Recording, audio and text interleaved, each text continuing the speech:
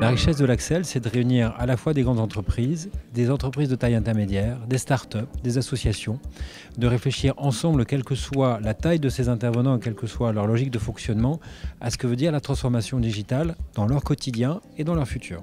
C'est quelque chose que nous faisons à l'intérieur de la Think Factory, qui se structure autour de 6 commissions qui traitent justement de ces différents thèmes, la FinTech, les RH, l'identité numérique, la confiance, les objets connectés et les questions marketing et une autre en fait autour du juridique. Et c'est aussi la possibilité autour de ces thèmes que nous nous approprions d'avoir en fait des réunions plus informelles, que les différents membres en fait s'échangent des bonnes pratiques, s'échangent des tuyaux, s'échangent des idées, s'échangent en fait un carnet d'adresses pour pouvoir en fait fertiliser finalement la réflexion que nous avons et la transformer en une activité qui fait du sens pour ses membres.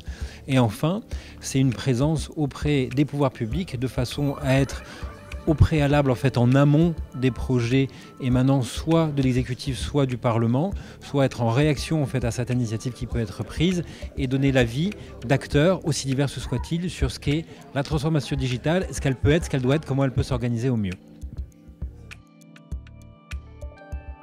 Edenred France est extrêmement fier et honoré d'avoir été réélu au conseil d'administration de l'Axel parce que c'est extrêmement important pour nous d'être très impliqués sur les sujets de transformation numérique. Nous avons l'ambition d'être un des acteurs de référence de la transformation numérique en France.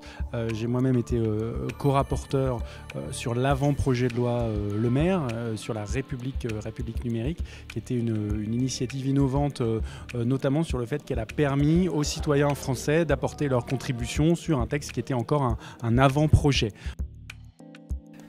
L'Axel se fait fort de par ses membres extrêmement diversifiés d'arriver à passer outre ce cap du commercial. Il y a dans nos sessions vraiment des échanges de fonds et ça a toujours existé.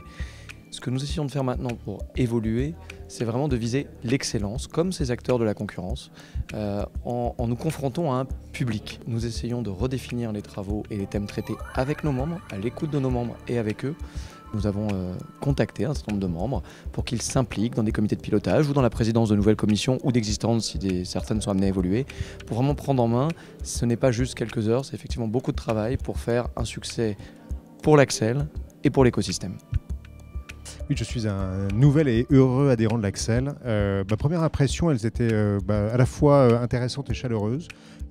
Parce que effectivement, nous, on est une agence numérique et ça fait des années qu'on travaille sur la transition digitale, sur ce qu'on appelle même la civilisation digitale. Et c'est vrai que se sentir moins seul et tout cet effort de lobbying et aussi de networking sont deux éléments qui sont agréables sur des choses qui sont parfois difficiles à défendre.